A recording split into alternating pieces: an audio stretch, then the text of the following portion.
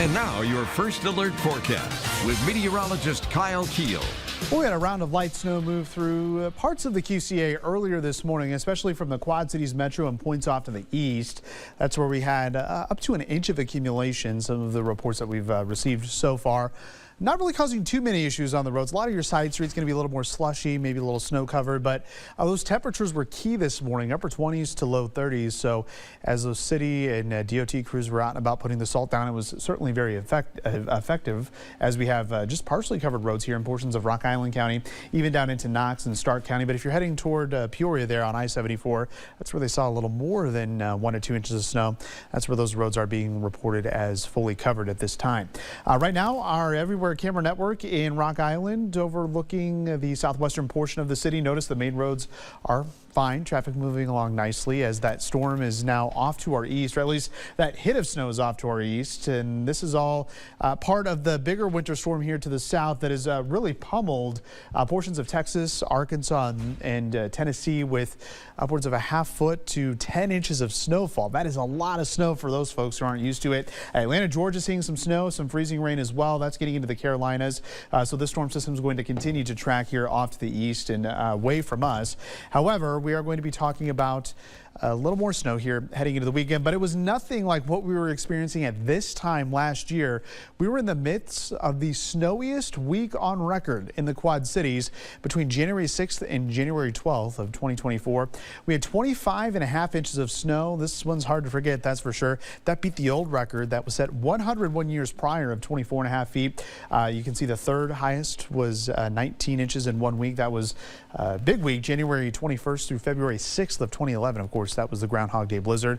I don't see anything like that here in our future. Just a few more flurries are possible now, but we are continuing to track that next round of light snow Saturday night into Sunday, holding off on a first alert day for now, but we are watching some trends of maybe an uptick of snow in our northern hometowns. And then long range, we're still tracking some Arctic cold. We found lower temperatures even more from yesterday for early next week. Everywhere Camera Network again shows quiet conditions across eastern Iowa and western Illinois.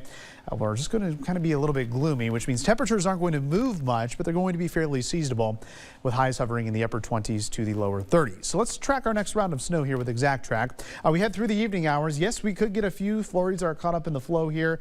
Not going to add much in the way of any accumulation.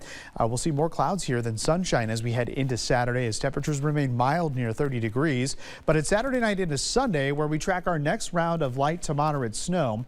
Here we are at 2 o'clock in the morning. Most of the area seeing at least some light snow. There could be a little bit of a wintry mix included in parts of the areas. Those temperatures again will be mild, but you'll notice that most of the snow is out of here by morning time here on Sunday, and then we'll be left with dry conditions here as we head into the afternoon. But hey, you guessed it, more clouds, which we are in the time period where we see more clouds and sun for this time of year. So as far as additional snowfall goes, generally less than an inch as you get south of the Quad Cities, but north of the Quad Cities, we could see a quick 1 to 2 inches here Saturday night into Sunday, with any 3-inch amounts likely north of us here into Wisconsin. So once that system moves through on Sunday, we're going to track this cold front through here as well, and that is going to knock temperatures down here as we head into Monday.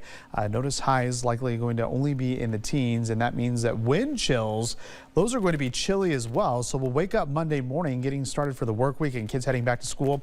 Wind chills, or the feels like temperature, will be below 0, and then it'll be even colder here as we head into Tuesday morning, as we could see winds on the breezy side with single-digit low temperatures. We could be talking about wind chills 10 to 20 below, especially near the Quad Cities and points to the north. So we'll continue to track that here as we head over the next several days. In fact, you look beyond the first 3 days, it's a completely different forecast. It's temperatures in the teens here Monday through Wednesday, overnight lows in the single digits. But notice 34 on Thursday, and trends are going toward maybe close to 40 degrees here as we head toward the end of next week. So we could be talking about a brief cool down with that Arctic air and then kind of warming back up above average. Our January thaw. There you go. Yeah. It's like we do it every year, right? Yeah, and snow, but we just really haven't had to shovel much so far this season. We sure haven't. We've gotten lucky. I know snowplow businesses, they're hoping for that big one, and we'll have to see. I mean, we still have plenty of winter left. Yes, that's true. Yes. All right, thanks, Kyle. And this is exciting.